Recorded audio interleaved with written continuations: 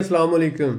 आज की इस वीडियो में हम डिस्कस करने जा रहे हैं कि वो 8 कौन सी वजूहात हैं जिनकी वजह से हम कंसीडर करते हैं कि आज़रबाईजान बहुत अच्छा मुल्क है कि आपको यहाँ पर इन्वेस्टमेंट करनी चाहिए और आपकी इन्वेस्टमेंट का ग्रोथ रेट जो है वो बहुत अच्छा होगा।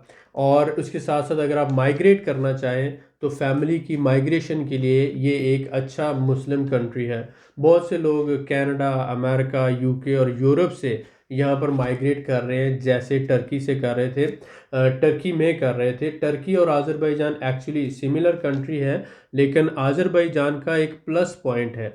तो पहले प्लस पॉइंट आप ये कह लें कि आज़रबाईजान एक ऑयल रिच कंट्री है जिसके मनात की वैल्यू टर्किश लीरा से ज़्यादा है।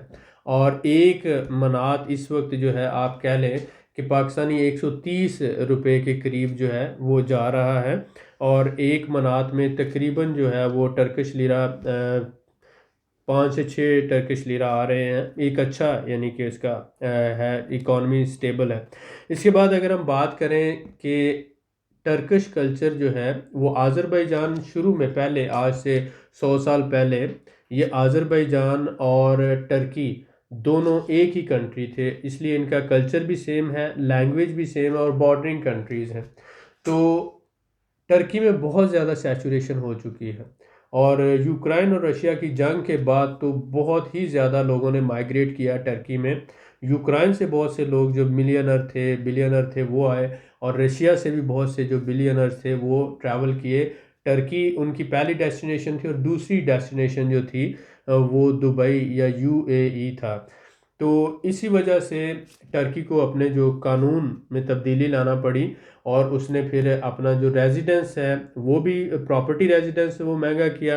पहले तो किसी भी वैल्यू की प्रॉपर्टी आप लेकर प्रॉपर्टी रेजिडेंस ले सकते थे, और उसके साथ साथ आप अगर पासपोर्ट लेना चाहते थे तो $2.5 लाख इन्वेस्ट करना था। तो अब उन्होंने कर दिया कि कम से कम $75,000 की वैल्यू की प्रॉपर्टी लें तो प्रॉपर्टी रेजिडेंस मिलेगी, और वो भी कुछ शहरों में मिलेगी, बाकियों में नहीं मिलेगी। और प्रॉपर्टी रेजिडेंस के साथ साथ अगर आप पासपोर्ट लेना चाहते हैं, नेशनलिटी लेना चाहते हैं बाय इन्वेस्टमेंट, तो वो $4 लाख कर दी गई। और फॉरेनर्स के लिए जो कानून था वो बहुत ज़्यादा सख्त कर दिया गया, बहुत से लॉज की इम्प्लीमेंटेशन सख्त कर दी गई, जिस जिस वजह से हम ये कहते हैं कि टर्की अब बहुत ज़्यादा सैचुरेट हो चुका है। अगर आप बिजनेस रेजिडेंस लेना चाहते हैं तब भी बहुत ज़्यादा मुश्किल हो चुका है, और अगर आप प्रॉपर्टी रेजिडेंस लेना चाहते हैं तो तब भी बहुत ज़्यादा मुश्किल हो चुका है एज ए फॉरेनर। तो सैचुरेशन होने की वजह से हम ये सुजेस्ट करते हैं कि आज़रबाईजान जो है ये अभी अनसैचुरेटेड है। यहाँ पर अगर आप रियल बिजनेसमैन हैं और रियल इन्वेस्टर हैं तो दोनों के लिए यहाँ पर स्कोप है। आप 20,000 30,000 डॉलर से अपना बिजनेस करें, एक अच्छा आपको मार्जिन मिल सकता है, प्रॉफिट रेशियो अच्छी है। और अगर आपके पास $60,000 से ज़्यादा की रकम मौजूद है तो आप प्रॉपर्टी खरीद कर प्रॉपर्टी रेजिडेंस ले सकते हैं और फैमिली के साथ माइग्रेट कर सकते हैं। अब कौन से फैक्टर्स हैं जो इसको एक बेहतरीन कंट्री बनाते हैं, तो ये 8 फैक्टर्स की बात करते हैं। सबसे पहला तो मैंने जैसे कहा कि ऑयल रिच कंट्री है। 99% जीडीपी आज़रबाईजान का ऑयल पे डिपेंड करता है, और दुनिया में जो सबसे पहला तेल का कुआं दरियाफ्त हुआ वो बाकू में हुआ, और उसके बाद अमेरिका और मिडल ईस्ट में हुआ। इस वक्त भी बाकू आज़रबाईजान से 3 ऑयल पाइपलाइन जो हैं यूरोप और टर्की जा रही हैं। टर्की की 60% एनर्जी जो है वो पूरी हो रही है आज़रबाईजान से, एनर्जी की डिमांड। और यूरोप की जो है तकरीबन second source of energy after Russia Europe का आज़रबाईजान है, कि तुर्कमानिस्तान, काज़ाकिस्तान से भी सारी गैस और ऑयल आज़रबाईजान के ज़रिए से जा रही है यूरोप को। तो इसलिए ये बहुत ही, आप कह रहे हैं कि स्टेबल इकोनॉमी है। पिछले 6-7 सालों से आपने देखा मनात और डॉलर जो है वो $1 भी ऊपर नीचे नहीं हुए। हालांकि पूरी दुनिया में करेंसीज जो है अप एंड डाउन हुई, डीवैल्यू हुई, लेकिन आज़रबाईजान में एक करेंसी डीवैल्यू नहीं हुई। इसके बाद आप बात करें स्टेबल इकोनॉमी की, तो जैसे मैंने बताया कि मनात जो है पिछले 6-7 सालों में $1 भी ऊपर नीचे नहीं हुआ, और एनर्जी की प्राइसेस डे बाय डे बढ़ रही हैं। तो इकोनॉमी आज़रबाईजान की स्टेबल है। एक तो ट्रांजिट ट्रेड जो है आज़रबाईजान में, जैसे पाकिस्तान में सी पैक चल रहा है, इसी तरह से यहाँ पर सिल्क रूट जो है ऑपरेशनल हो चुका है। और यहाँ पर जो है वो पोर्ट बन चुकी है, जिसे हम एलत के कस्बा जो है 70 किलोमीटर दूर है बाकू से, वहाँ पर बनाया गया है।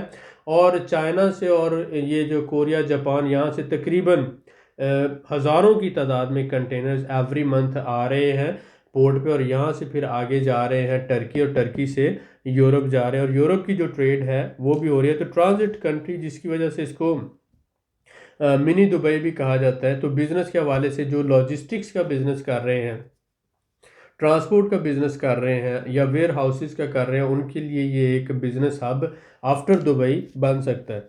इसके बाद चौथा जो फैक्टर है टूरिज़्म, पिछले 3-4 सालों में ये कोरोना की वजह से थोड़ा सा इसमें पूरी दुनिया में ये स्लो हुआ, लेकिन इससे पहले 2 साल और अभी बहुत तेज़ी से टूरिज़्म यहाँ पे डेवलपमेंट हो रही है।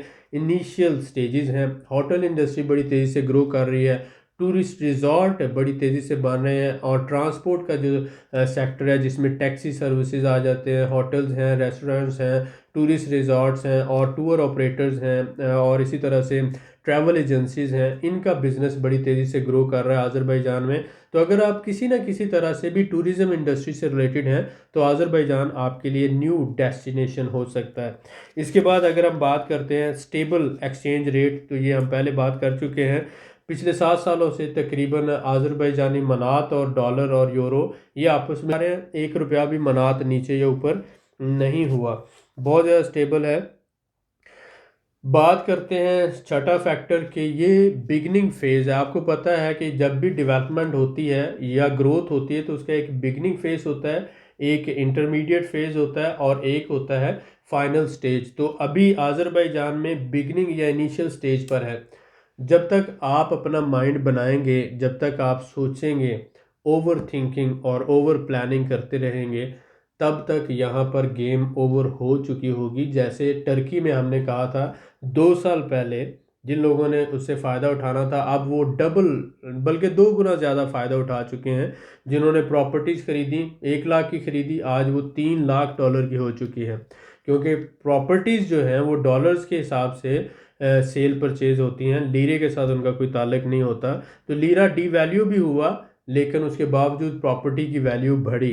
तो इस बात को समझें कि आज़रबाईजान में आज से लेकर आने वाले 2 सालों तक बहुत ज़्यादा स्कोप है। अगर आप सोचते रह जाएंगे तो आप सोचते रहेंगे, लेकिन पूरी दुनिया इससे फ़ायदा उठा रही है। यूके 2006 में एंटर हुआ आज़रबाईजान में और उसने बिलियंस ऑफ डॉलर इन्वेस्टमेंट की। तो आज यूके की जो ब्रिटिश पेट्रोलियम है वो किंग है ऑयल इंडस्ट्री के अंदर। उसके बाद अगर हम बात करें, जर्मनी बहुत अरसे से यहाँ पर इन्वेस्टमेंट कर रहा है, इसराइल इन्वेस्टमेंट कर रहा है एग्रीकल्चर सेक्टर के अंदर, टर्की की कंस्ट्रक्शन सेक्टर में बहुत ज़्यादा इन्वेस्टमेंट है और बहुत पैसा कमा रहे हैं टर्किश कंपनीज। तो इसी तरह नीदरलैंड की बहुत सी इक्विपमेंट में, इटली जो है पूरी कंस्ट्रक्शन क्रेन जो है वो हैवी जो मशीनरी है वो सारी इटली से आती है, और इसी तरह से साउथ कोरिया और जापान जो है वो हैवी इक्विपमेंट के अंदर वो सारा कर रहे हैं। तो पूरी दुनिया आज़रबाईजान के साथ बिजनेस कर रही है और पूरी दुनिया इससे फ़ायदा भी उठा रही है। आपको नहीं पता तो ये आपका कसूर है, आप इस बात को नहीं समझते, या आपको अभी तक आपने सुना नहीं है, तो इसका मतलब है कि आपने कभी इस बारे में रिसर्च नहीं किया। तो आप देखें, आए विज़िट करें, ऑन ग्राउंड देखें कि आज़रबाईजान में ऑयल इंडस्ट्री किस तरह से ग्रो कर रही है, एग्रीकल्चर इंडस्ट्री किस तरह से ग्रो कर रही है, मेडिसन इंडस्ट्री किस तरह से ग्रो कर रही है, कंस्ट्रक्शन इंडस्ट्री के अंदर कितना फ़ायदा हो रहा है, ट्रांसपोर्ट इंडस्ट्री किस तरह से ग्रो कर रही है, और लॉजिस्टिक्स किस तरह से ग्रो कर रही है, और इंपोर्ट एक्सपोर्ट आज़रबाईजान में कैसे ग्रो कर रही है। ये पूरा काम आपका रिसर्च करने का है, देखने का है। और जिस तरह से पूरी दुनिया आज़रबाईजान में इन्वेस्टमेंट कर रही है बिलियंस ऑफ डॉलर की, आप भी यहाँ पर अपने लिए एक छोटा सा सेटअप शुरू कर सकते हैं, अपनी एक ब्रांच ऑफिस खोल सकते हैं, अपना एक मैन्युफैक्चरिंग यूनिट लगा सकते हैं, और ये जो ग्रोथ का इनिशियल फेज़ है यहाँ पे इसमें एंट्री ले सकते हैं। तो अगर आप एंट्री लेना चाहें तो हम यहाँ मौजूद हैं, हमें लैंग्वेज आती है, हमारे लोकल रिसोर्सेज हैं, और हम तकरीबन 12 साल से आज़रबाईजान में मौजूद हैं। यूके अगर 2006 में आया तो हम 2008 के लास्ट में आज़रबाईजान में एंटर हो चुके थे। तो 2008 से लेकर आज तक हम आज़रबाईजान में बैठे हैं, इंपोर्ट एक्सपोर्ट कर रहे हैं, बिज़नेस कर रहे हैं, और रिसेंटली प्रॉपर्टी बिज़नेस में हमने एंट्री दी है। तो आपको आज़रबाईजान में किसी भी लेवल पर कोई भी बिज़नेस सेटअप बनाना है और आप सीरियस रियल इन्वेस्टर हैं तो आप हमसे रब्ता कर सकते हैं। बहुत से लोगों से जो हमसे रब्ता करते हैं, बहुत से लोगों को ये शिकायत है कि हम जवाब नहीं देते। सबसे पहली बात तो ये है कि 1% लोग जो है वो सीरियस होते हैं, 1%, 99% टाइम वेस्टर्स होते हैं। इसलिए मेरी आपसे ये गुजारिश है, अगर आपकी उम्र 30 साल से कम है, 30 ईयर्स से कम है, और आपका कोई बिजनेस का एक्सपीरियंस नहीं है, इन्वेस्टमेंट का एक्सपीरियंस नहीं है, तो काइंडली आप हमसे रब्ता ना किया करें। आपका भी वक्त ज़ाया होगा, हमारा भी। जो एजुकेशनल वीडियोस हम आपके लिए डालते हैं, ये आप इतनी इन्फॉर्मेशन जो हमें पता है हम आपको बता देते हैं, लेकिन क्योंकि हमें पता है कि जिनकी उम्र 30 साल से कम है, उनका ना बिजनेस का एक्सपीरियंस है ना इन्वेस्टमेंट का, तो वो डे ड्रीमर्स होते हैं। डे ड्रीमर्स टाइम वेस्टर्स होते हैं, और वो बहुत ज़्यादा ओवर थिंकिंग, ओवर प्लानिंग करते हैं। हमारे लिए इतना टाइम नहीं है, हमारे पास इतना टाइम नहीं है कि हम वो एक्स्ट्रा आपको देते रहें और आप अपने हज़ारों सवालों के जवाब लें, और उसके बाद आपने 10 साल के बाद अभी कोई प्रैक्टिकल स्टेप लेना हो।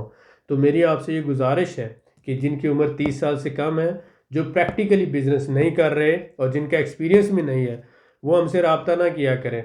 जो लोग हमसे रब्ता करते हैं, उनसे मेरी ये गुजारिश है कि आप जब मैसेज लिखते हैं तो सलाम लिखने के बाद आप अपना पूरा इंट्रोडक्शन दिया करें। मेरा नाम क्या है, मेरी एज क्या है, मेरी क्वालिफ़िकेशन क्या है, मेरा बिजनेस एक्सपीरियंस क्या है, मैं आपको क्यों रब्ता कर रहा हूँ, और मुझे आपकी क्या सर्विस चाहिए या आपकी क्या मदद चाहिए। तो एक मैसेज में लिखा जा सकता है, मेरा नाम अली अकबर है, मेरी एज ये है, और मेरा इतने साल का बिजनेस एक्सपीरियंस है, और मैं आपसे ये सर्विस लेना चाहता हूँ, या इस सिलसिले में मुझे आपकी मदद की ज़रूरत है, मेरे पास ये बजट अवेलेबल है। तो आपके बजट के हिसाब से, प्लान के हिसाब से हम आपको रिस्पॉन्ड कर सकते हैं। हमें रोज़ाना हज़ारों मैसेजेस आते हैं, और हम फ़िल्टर करते हैं, सिर्फ उसी मैसेज का जवाब देते हैं जो हमें लगता है कि ये रियल और सीरियस बिजनेसमैन है, या वाकई ये काम करना चाहता है। तो बाकी सब से हम माजरत करते हैं। आप ये कोशिश किया करें, ना अपना वक्त ज़ाया हो ना हमारा वक्त ज़ाया हो। बहुत शुक्रिया।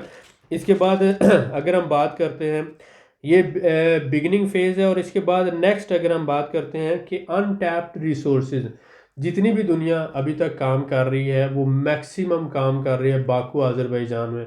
जबकि बाकू के अलावा तकरीबन 10 से 15 के करीब ऐसे शहर हैं जिनमें आप लंकारान ले सकते हैं, गांजा ले सकते हैं, गबाला ले सकते हैं, शैकी है, सुमगायत है, और इसके बाद फिर ज़काताला है, और फिर इसी तरह से डिफरेंट सिटीज़ आ जाते हैं, वो आप सारे कूबा वगैरह। तो तकरीबन 10 से 15 के करीब शहर हैं। हर एक शहर का अपना एक इम्पोर्टेंस है। किसी में एग्रीकल्चर का बहुत ज़्यादा काम हो रहा है, किसी में आप कह सकते हैं कि लाइफ स्टॉक फार्मिंग का बहुत ज़्यादा काम हो रहा है, कहीं पर टूरिस्ट रिजॉर्ट बहुत ज़्यादा बन रहे हैं, कहीं पर प्रॉपर्टी के हवाले से बहुत काम हो सकता है, और कहीं पर इंपोर्ट एक्सपोर्ट के हवाले से बहुत ज़्यादा काम हो सकता है। तो हर शहर की अपनी इम्पोर्टेंस है। हमें ये पता है, आपके बिजनेस के हिसाब से और आपके प्लान के हिसाब से हम आपको ऐसी जगह, ऐसा शहर सुजेस्ट कर सकते हैं कि जहाँ पर अभी फॉरेनर्स इतना ज़्यादा फोकस नहीं कर रहे, और वहाँ पर प्रॉपर्टीज़ भी सस्ती हैं, और वहाँ पर बिज़नेस सेटअप बनाना भी सस्ता है। और बाकू में गवर्नमेंट 4% टैक्स लेती है, तो वहाँ पर 2% टैक्स होता है। तो ये जो, इसलिए हम इसको कहते हैं अनटैप्ड रिसोर्सेज हैं। आप हमारे साथ टीम वर्क बनाकर उनसे फ़ायदा उठा सकते हैं। इसके बाद अगर हम बात करते हैं प्लेंटी ऑफ स्कोप, तो बहुत ज़्यादा स्कोप है इन्वेस्टर्स के लिए। जो रियल इन्वेस्टर्स हैं उनके लिए बहुत ज़्यादा स्कोप है।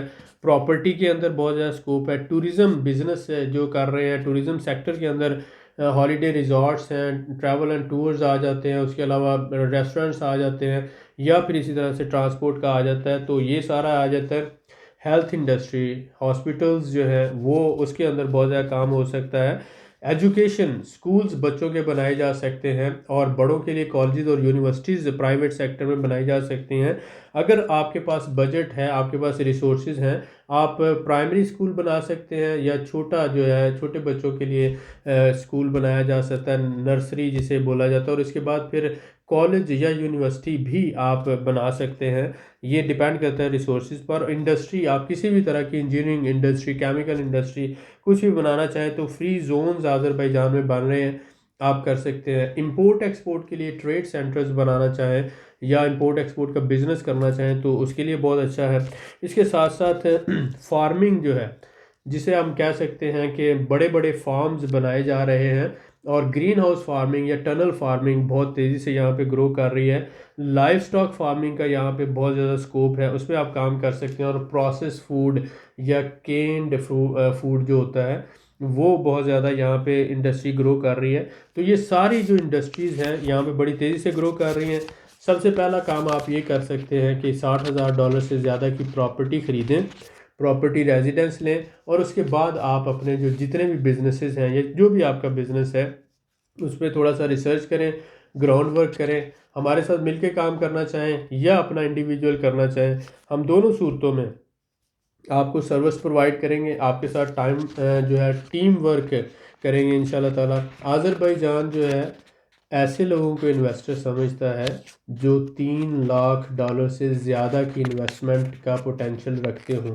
तो अगर आप $3 लाख से ज़्यादा की इन्वेस्टमेंट कर सकते हैं तो आप आज़रबाईजान में इन्वेस्टर कहलाएंगे। अगर आप $1 लाख करते हैं, $2 लाख करते हैं या $60,000 करते हैं तो वो सिर्फ आप अपनी रेजिडेंस के लिए कर रहे हैं, आप इन्वेस्टर नहीं कहलाते। तो इसलिए आप इस बात को समझें। बहुत सी इंडस्ट्रीज़ ऐसी हैं जैसा कि लाइव स्टॉक है, फार्मिंग है, और इसके साथ हेल्थ सेक्टर है, टूरिज़्म है, 5 साल के लिए टैक्स फ्री है। अगर आप इनके अंदर इन्वेस्टमेंट करते हैं $3 लाख से ज़्यादा की, तो 5 साल के लिए टैक्स फ्री है। तो उम्मीद है कि ये वीडियो आपके लिए यूज़फुल रही होगी। बहुत ज़्यादा स्कोप है आज़रबाईजान में। मज़ीद किस टॉपिक पे हमें वीडियो बनानी चाहिए आप नीचे कमेंट्स में लिखें। दुआ में याद रखें। बहुत शुक्रिया।